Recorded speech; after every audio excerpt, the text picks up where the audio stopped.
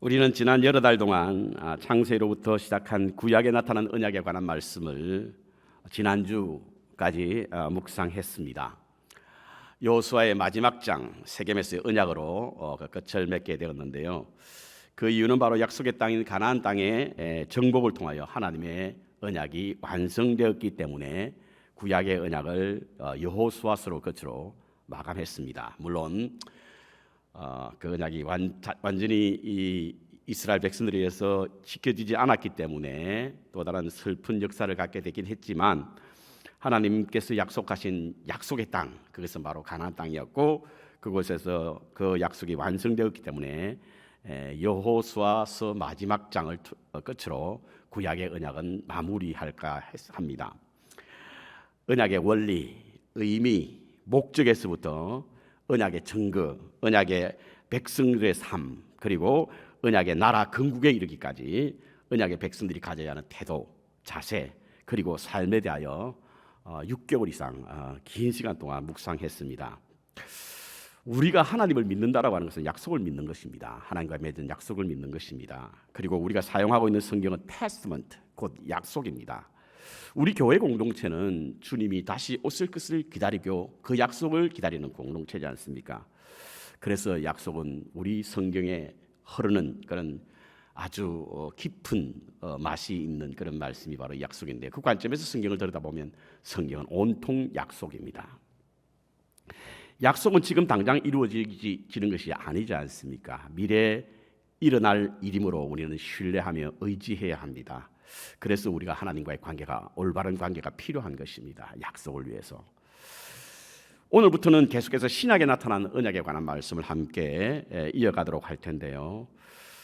흔히 우리가 구약은 옛 언약이라고 말을 합니다. 그것은 오늘 이 본문인 예레미야서와 누가복음서에 나오는 새 언약이라고 하는 말에 대칭해서 사용하기 때문에 옛 언약이라고 말을 하는데요. 하지만 저는 옛 언약이란 말 대신에 첫 언약이라고 말하는 것이 오히려 맞지 않을까라는 생각을 해봅니다. 왜냐하면 새 언약은 첫 언약의 바탕 위에 세워진 언약이기 때문에 그렇습니다. 흔히들 신약의 열매는 구약의 뿌리와 줄기 없이는 맺을 수 없다라고 하는 말을 하고요. 신약은 구약 속에 숨어 있고 구약은 신약 속에 제시되어져 있다라고 말을 합니다. 다른 말로 바꾸면 신약은 구약 속에 약속되어져 있고 구약은 신약 속에 설명되어져 있다. 그렇기 때문에 구약과 신약은 결코 나눠서 생각할 수 없기 때문에 새 언약보다는 옛 언약보다는 첫 언약이라고 하는 것이 오히려 맞지 않을까라는 생각을 해봅니다. 사실은 신약에 나오는 모든 의식은요, 제물만 바뀌었지 그 방법과 그 행위는 똑같거든요. 내용은 똑같습니다, 여러분. 제물만 짐승해서 예수님 바뀌었지 그 방법과 내용은 똑같지 않습니까? 다음 주부터는 제가 히브리스를 강의하게 될 텐데요. 주일날 설교해야 될 때 히브리스는 굉장히 어려운 책이긴 합니다만 거기에서 나오는 새 언약에 관한 말씀을 함께 묵상하게 될 것인데, 그곳에 보면 새 언약의 기본과 정신은 달라질 것이 없습니다. 그래서 우리가 이 구약의 언약을 옛 언약보다는 첫 번째 언약이라고 하는 것이 맞겠다라는 생각해 보고요. 그럼에도 불구하고 왜 새 언약이 필요했는가? 그것은 바로 옛 언약에 문제가 있었던 것은 아닙니다. 그럴 수가 없죠. 왜냐하면 하나님이 하신 언약이기 때문에 결코 그럴 수 없지 않습니까?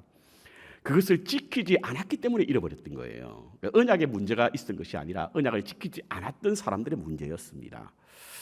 오늘 예레미야서 본문 32절에 보면 새 언약을 예언했던 이유는 이스라엘 백성들이 곧 하나님의 언약을 파하였기 때문이다. 이렇게 분명히 말씀하고 있는 것입니다. 그래서 새로운 언약도 그 목적은 똑같습니다. 33절에 나는 그들의 하나님이 되고 그들은 내 백성이 될 것이다 라고 하는 것이죠. 이것이 바로 구약의 옛 언약, 첫 번째 언약과 새로운 언약의 동일점입니다. 같은 그런 의미를 가지고 있습니다.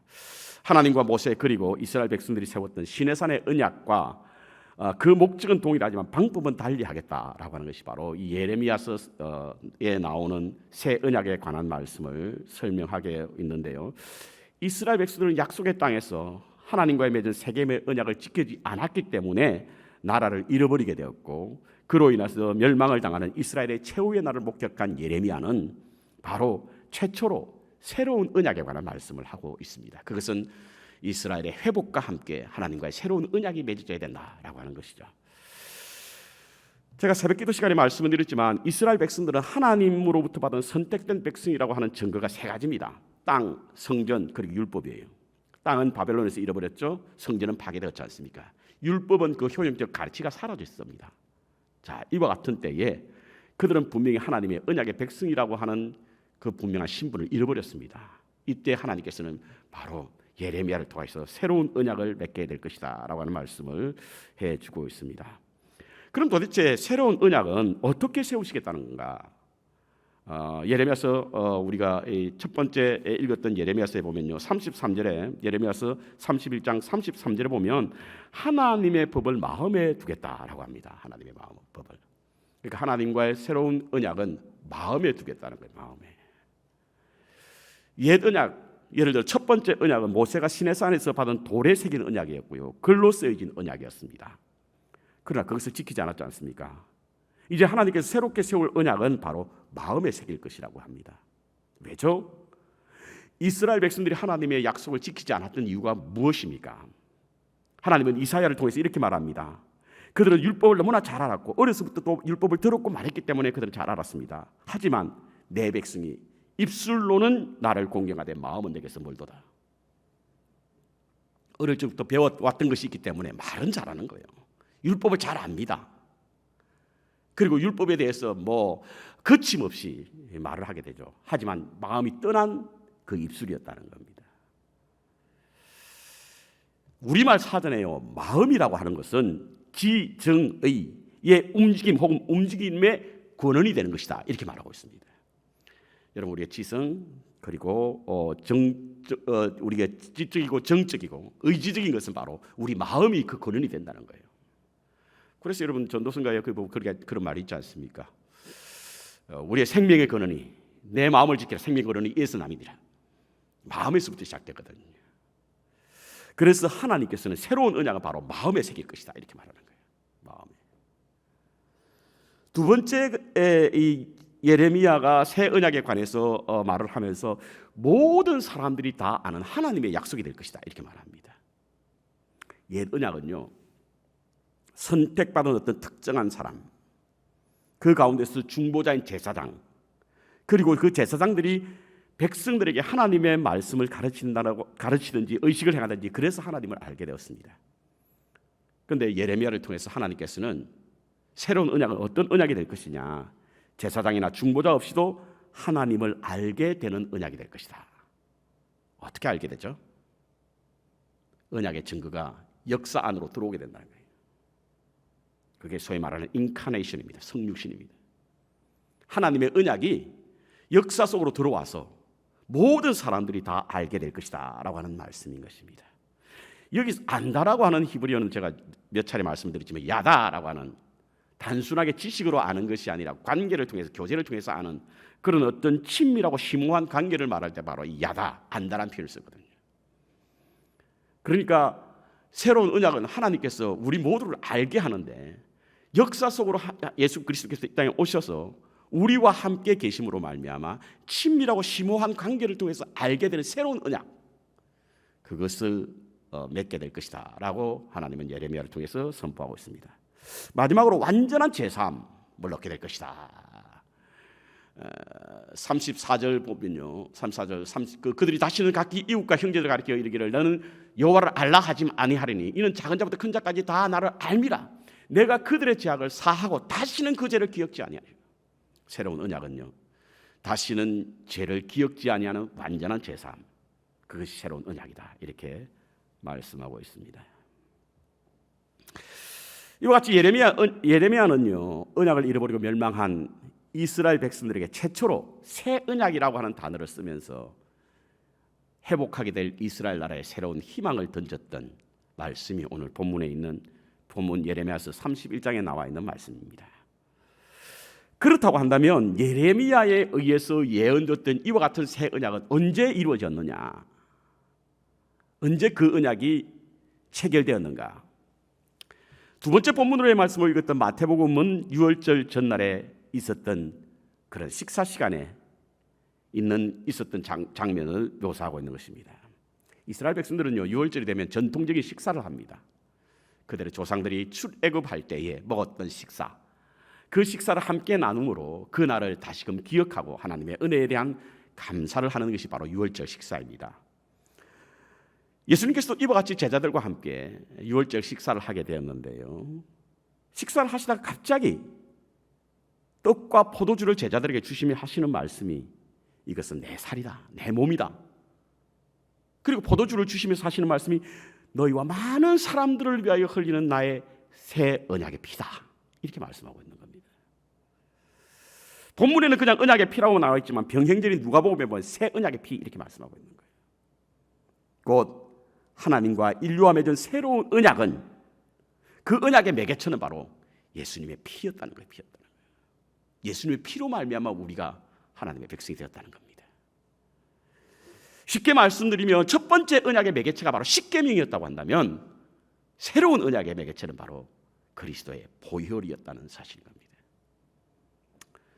지금 우리가 팬데믹으로 성만찬 예식을 하고 있지 못하지만 언젠가 성만찬 예식을 하게 되면요, 여러분들이 기억해야 할 것은 바로 우리가 마시는 포도주가 주님이 하나님과 우리와의 관계의 새로운 언약을 위한 매개체가 되는 언약의 피구나 라고 하는 사실을 묵상하면서 그 성찬을 받게 되면 남다른 은혜를 경험할 수 있을 줄로 압니다.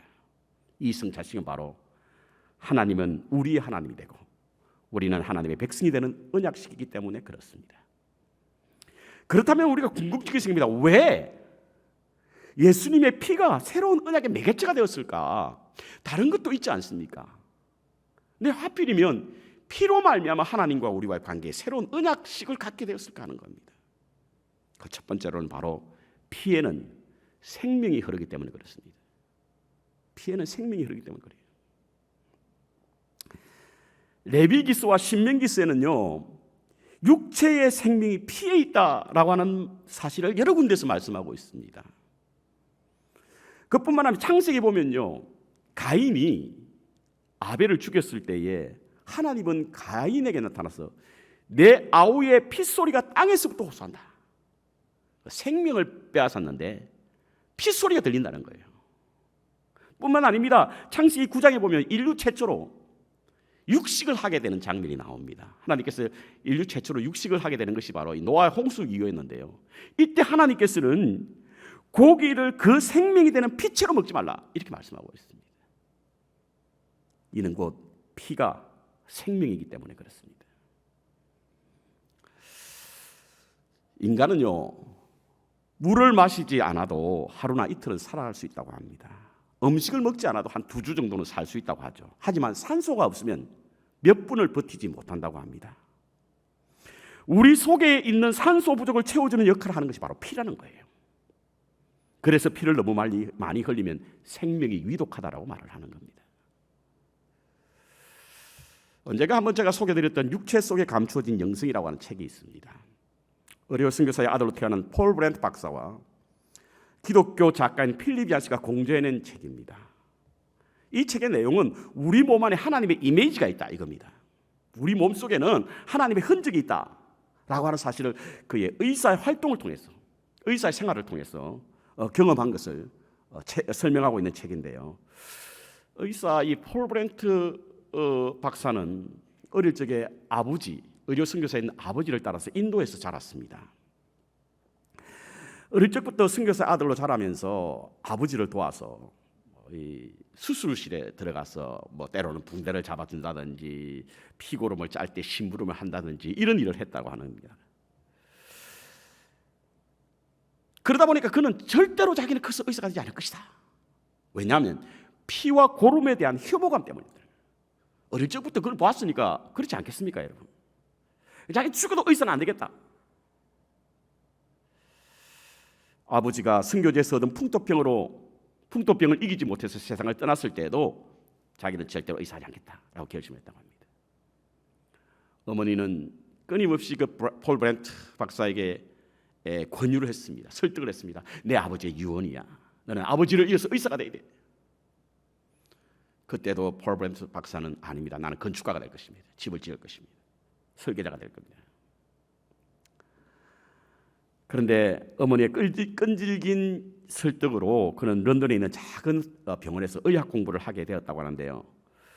그는 그곳에서 의사의 길을 가게 되는 결정적인 경험을 하나 하게 됩니다. 그 책에서 그렇게 기록되어 있어요. 그 경험은 바로 이겁니다. 어느 날 병원에 10대 소녀가 실려왔습니다. 얼굴이 창백하고 온몸이 식어져 있었다고 합니다. 입술은 파리했고 핏기가 없었으므로 맥박은 희미하게 떨리고 있었고 아주 미세하게 들리고 있었기 때문에 숨을 쉬지 않는 것처럼 보였고, 그래서 이 아이는 틀림없이 죽었다라고 생각을 했다고 합니다. 이때 의사가 와가지고 청진기를 그 가슴에 탁탁 대어보더니 청진기 대는 그 가슴에도 젖꼭지가 이 색깔을 잃어버려서 거의 시체와 다름없는 그런 그 가슴에 청진기를 대고는 이 의사가 나가더니 혈액병 그것을 가지고 와서 그것을 걸어놓는 거예요. 정맥에 꽂아서 그 피가 들어가도록 만드는 겁니다. 그리고는 이 브렌트 박사에게 너는 여기서 꼭 지키면서 이 아이의 상태를 보라라고 말하고 다 의사들과 간호사는 그 병실을 떠났다고 합니다. 모든 사람이 비워 아무도 없는 병실에서 브렌트 박사는 아주 놀라운 광경을 발견하게 되었다는 겁니다. 홀로 긴장한 채 소녀의 손목을 이렇게 잡고 있는데요. 조금 시간이 지나니까 손목에 맥박의 소리가 들리더랍니다. 자기 맥박인 줄 알고 아이의 손을 떼고 자기 맥박을 집어왔다는 거예요. 그리고 다시 아이의 손을 잡았는데 분명히 이 아이의 맥박이 들리더라는 겁니다. 그러더니 시간이 점점 흐르자 그 아이의 얼굴에 수채화 물감처럼 홍조를 띠는 그런 모습을 보기 시작했는데요. 좀 더 시간이 지나니까 눈꺼풀이 움직이더니 눈을 뜨고는 자기를 쳐다보더랍니다. 그러면서 물 좀 주세요 라고 하는 소리에 뒤로 까무러질 뻔했다라고 그 책은 그렇게 소개하고 있습니다. 그 사건으로 인하여 브렌트 박사는 그의 삶이 송두리째 바뀌었다. 피에 대한 혐오감에서 피에 대한 신비감을 깨닫게 되었다 이겁니다. 성경에서 말하는 피가 생명이라고 하는 말의 의미를 의학에서 찾을 수 있다. 그래서 의학을 사랑하게 되었다. 그래서 의사길을 걸어가게 되었다. 이렇게 말하고 있습니다. 예수님은 포도주를 제자들에게 주시며 이것은 바로 새 언약의 피라고 말씀하고 있는데, 이는 단지 우리에게 생명의 길을 예시로 보여주기 위해서가 아니라 생명 그 자체를 주시기 위해서 포도주를 주시며 생명의 피라고 말씀하신 거예요. 언약의 피라고 말씀하신 겁니다. 그래서 우리는 십자가의 보혈로 영원한 생명을 얻게 된 줄로 믿습니다. 두 번째는 피에는 용서의 능력이 있기 때문에 그렇습니다. 왜 우리가 피를 통해서 언약의 매개체가 되게 하셨는가? 바로 피에는 용서의 능력이 있기 때문에 그렇습니다. 오늘 본문 마태복음 본문에 보면요, 마태복음 26장 28절에 예수님께서 제자들에게 포도를 주시며 이것은 제 사함을 얻게 하려고 많은 사람들을 위하여 흘리는 나의 피, 그 언약의 피라고 말씀하고 있습니다. 곧 언약의 피라고 하는 것은 죄 사함을 얻게 하려고, 깨끗하게 하려고 하나님께서는 언약의 피를 통해서 피가 언약의 매개체가 되게 하신 그런 일을 하신 것입니다. 혈액 또는 피는요, 몸 안에 있는 세포에 영양소와 산소를 공급하고 세포의 진진대사에 의해서 발생되는 여러 가지 이산화탄소와 노폐물을 해소해서 운반하는 역할을 하는 체액이 바로 피라고 이야기합니다. 그래서 끊임없이 활동해서 세포 속의 대사 물질에 대한 세포를 세척해내는 역할을 이 피가 한다고 합니다. 특히 이 모세혈관에 있는 혈액세포는요, 혈액에 막힘이 없이 제대로 순환되도록 그와 같은 역할을 하게 되고, 혈액 속에 있는 유해한 물질이 쌓이지 않도록 역할하는 것이 바로 피라고 합니다. 그래서 피는 우리의 몸을 깨끗게 하는 역할을 한다고 해요. 성경에는요, 피로서 죄를 씻어 정결케 한다는 말씀이 어렵지 않게 찾아볼 수 있습니다. 이스라엘의 제사장들은 속죄일이 되면, 대속일이 되게 되면 사람들의 죄를 씻기 위해서 대속의 제물로 삼은 번제물의 피를 번제단 뿌리지 않습니까? 정결케 하는 의식이거든요. 레위기 14장에 보면 제사장은요, 깨끗게 하는 피를 피부병에 점령된 사람들의 혹은 또 곰팡이가 쓴 곳에 뿌립니다. 깨끗게 한다는 거예요. 요한계시록에 보십시오. 어린 양의 피에 옷을 씻고 희게 한 사람은 심판날의 재앙에 피할 수 있다고 말하고 있습니다. 이는 피는 죄를 씻어 정결케 하는 능력이 있기 때문에 그렇습니다. 하나님이 우리와 새 언약을 세우는데 예수님의 피를 매개 역할을 하게 한 이유는 바로 우리를 정결케 하기 위함입니다. 그리스도의 피는 우리 몸에 찌리고 있는 영구적인 문제, 곧 죄라는 불순물을 너무나 명쾌하게 해소해버리는 역할을 합니다. 그래서 이 피는 용서의 능력이 있습니다. 우리가 성령을 사모하자. 성령을 사모하는 이유는 우리가 온전케 되기 위해서 성령을 사모합니다. 우리는 우리 스스로 온전케 될 수 없습니다, 여러분. 그렇게 될 수가 없어요. 성령의 은혜로 말미암아 온전케 됩니다. 그런데 그 성령이 임하기 위해서 우리는 반드시 해야 할 일이 있는데 그것은 바로 그리스도의 보혈로 우리의 죄를 씻어야만 합니다. 씻을 때 성령이 임하여 우리에게 온전케 된다는 사실인 거예요. 저희 교우 가운데 새딱업을 하시는 분들이 많습니다. 그러다 보니까 저도 자연히 관심이 많죠. 근데 지금은 이전보다 훨씬 더 좋은 세제가 나오고 또 실력이 많이 늘어서 웬만한 자국, 전문용어로 스테인, 이것을 다 뽑아낸다고 합니다. 그런데 아무리 기가 막힌 세제가 나온다 할지라도, 그리고 그 실력이 일출하다고 할지라도 결코 씻을 수 없는 것이 있는데, 흔적을 뺄 수 없는 것이 있는데 그것이 바로 우리의 죄라는 거예요. 이것은 제 말이 아닙니다, 여러분. 예레미야서 2장 22절에 그와 같이 말씀하고 있습니다. 주 여호와의 말씀이니라. 내가 잿물로 스스로 씻으며 내 많은 비누를 쓸지라도 내 죄악이 내 앞에 그대로 있으리니. 그렇습니다. 우리의 죄는 제대로 씻을 수 있는 것이 아닙니다. 세제로 씻을 수 있는 것이 아닙니다. 씻을 수 있는 유일한 것은 그리스도의 보혈입니다. 그래서 하나님은 예수 그리스도의 피로 우리와 언약의 매개체 역할을 하게 하신 겁니다. 듣고 싶지 않는 말씀입니다만 이것은 사실입니다. 우리는 죄인입니다. 스스로 죄가 없다고 생각하고 말하는 사람들은 마치 임신한 여인이 자신이 처녀라고 말하는 것과 똑같아. C.S. 루이스가 한 말입니다. 그렇다고 한다면 우리가 다른 방법으로 우리의 죄를 만회해 보려고 애쓰지 마시기 바랍니다. 다른 방법은 없습니다. 우리가 저지른 죄의 얼룩을 말끔하고 깨끗하게 씻을 수 있는 유일한 세제는 바로 그리스도의 보혈이라고 하는 것입니다. 왜냐하면 보혈은 용서의 능력이 있기 때문에 그렇습니다. 저는 신앙생활하고 얼마 지나지 않아서 보혈의 능력을 이해하지 못했을 때 이런 생각을 했습니다. 아니, 하나님께서 용서하시고 하나님께서 죄를 씻어 줄 것 같으면 굳이 예수님을 십자가에 못 박을 필요가 있었을까? 여러분 어떻게 생각하세요? 저는 참 황당무계한 생각을 참 많이 했습니다. 그런 질문이 참 많았어요. 질문이 많았기 때문에 누가 그러대요. 배가 자주 고프다고. 알고 싶은 것이 많기 때문에 먹고 싶은 것이 많다고. 그런 질문이 있었던 거예요. 아니, 그렇지 않아요, 여러분. 하나님이 죄 용서하시고 사함을 주시는 분이라고 한다면 굳이 아들을 십자가에 달려 죽게 할 필요가 없지 않습니까? 그냥 죄를 용서해 주시면 되잖아요. 그런데 보혈의 능력을 알고 보니까, 하나님의 말씀을 이해하다 보니까, 그렇구나. 죄는 씻겨내지 않으면 죄는 축적이 되는구나. 그래서 죄를 씻어야 하는구나. 씻기 위해서 그리스도의 보혈이 필요했구나. 여러분, 새 옷을 입는 사람은요, 씻지 않고 입는 사람은 없습니다. 새 옷을 입기 전에 반드시 씻어야 하는 거예요.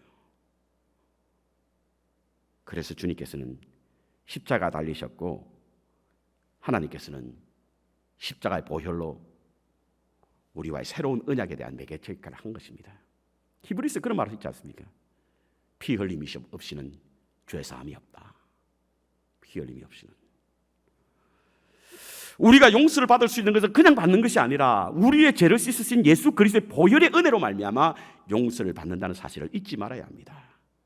그러므로 그리스도의 피는 죄와 용서의 본질을 완벽하게 드러내는 것이 바로 그리스도의 피입니다. 하나님은 그래서 그리스도의 보혈로 우리와 새로운 언약을 맺게 되는 그런 매개체 역할을 하게 된 것입니다. 마지막으로 피는 화목의 제물이 되기 때문에 그렇습니다. 왜 피로 말미암아 새로운 언약을 세우게 되었을까? 피는 화목의 제물이기 때문에 그렇습니다. 인간이 새로운 언약에 필요했던 것은요, 하나님과 우리와 사이의 관계가 너무 벌어져 있기 때문이에요. 분리되어 있기 때문에 그렇습니다.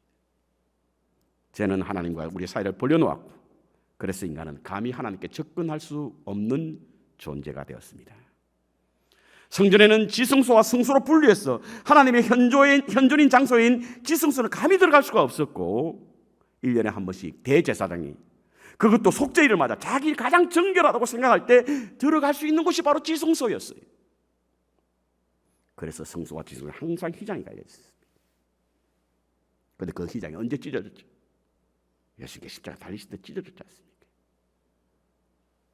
이것은 더 이상 하나님과 우리의 사이에 가로막힌 남이 없다, 이 뜻입니다. 화목히 되었다는 뜻이에요. 무엇으로 말미암아? 피로 말미암아. 그래서 성경 여러 군데는 예수의 피가 우리와 하나님과의 관계를 회복했다는 말씀이 많이 나오는데요. 히브리서 10장 19절부터 20절에 보면 예수의 피를 힘입어 성소에 들어갈 담력을 얻었다. 에베소서 2장 13절 이제는 전에 멀리 있던 너희가 그리스도 예수 안에서 그리스도의 피로 가까워졌다. 골로새서 1장 20절에 보면 그의 그리스도의 피로 화평을 이루었다. 하나님은 우리의 하나님이 되고 우리는 하나님의 백성이 되기 위한 새로운 언약에 예수님의 피를 매개체로 삼으신 이유는 바로 하나님과 우리와의 관계를 화목케 하기 위한 것입니다. 인간의 불순종이란 죄로 말미암아 멀어졌던 우리와 화목케 함으로 말미암아 새 언약의 백성으로 살게 하기 위해서 그리스도의 피로 우리와 새로운 언약을 맺게 된 것입니다. 1914년 살과 피라고 하는 소설을 쓴 노벨 문학상을 수상한 프랑스의 유명한 학자 프랑스와 모리악이라고 하는 사람은 자신의 인생의 말년에 교회와 함께 해왔던 자신의 애정에 관한 자신의 마음을 털어놓았던 적이 있었다고 합니다. 교회는 교회의 설립자이신 예수님의 교훈과 모범에서 너무 떨어져 있었고 방황하고 있었다라고 하는 결론을 내리고 자기는 천주교 입장에 서서 천주교 개혁에 동참했던 사람이기도 합니다. 이와 같이 교회가 설립자이신 예수님의 뜻에 벗어나고 하나님의 말씀으로 모범이 되지 못하긴 했지만 그럼에도 불구하고 교회는 최소한 그리스도께서 하신 두 가지 이것을 잊지 않고 기억해내고 있었는데 그것이 무엇이냐면 바로 너희의 죄를 용서함 받았다라고 하는 것과 이것은 너희를 위하여 찢긴 내 몸이다. 이것을 기억하겠다는 겁니다. 오늘 본문에는 주님께서 살과 피를 먹고 마시라고 하는 말씀이 나옵니다. 우리에게는 매우 익숙한 말이지만 유대인들은 이것을 받아들일 수 없었던 거예요. 피를 먹지 말라고 했는데 어떻게 예수님께서 피를 먹으라고 하셨을까? 그래서 기독교를 그들은 이단으로 여겼습니다. 예수님께서 성찬시에 떡과 포도주를 당신의 살과 피로 여겨 먹으라고 하는 것은요, 예수님의 생명이 우리 안에 들어오게 하기 위함입니다. 주님의 생명이 우리 안에 머물게 하기 위하여 주님의 살과 피를 먹고 마시라고 한 겁니다. 그래서 성찬은요, 예수님과 우리가 하나가 되는 신비한 예식입니다. 우리는 새 언약의 백성입니다, 여러분. 누가 뭐래도 그리스도의 보혈로 말미암아 새 언약의 백성이 되었습니다. 그 언약의 매개체가 바로 예수님의 피입니다. 우리는 그 피로 말미암아 언약을 맺어 영원한 생명을 얻게 되었고 죄 용서함을 받음으로 정결케 되었으며 하나님과 화평을 이루게 된 줄로 믿습니다. 이번 한 주도 우리의 삶에 그리스도의 보혈이 흐르는 살아있는 새 언약의 백성으로 사시기 바랍니다. 그리스도의 생명이 흐름으로 승리하는 믿음의 삶으로 새 언약의 백성으로 성전보를 올릴 수 있는 우리 모두의 삶이 되시기를 주님의 이름으로 축원합니다.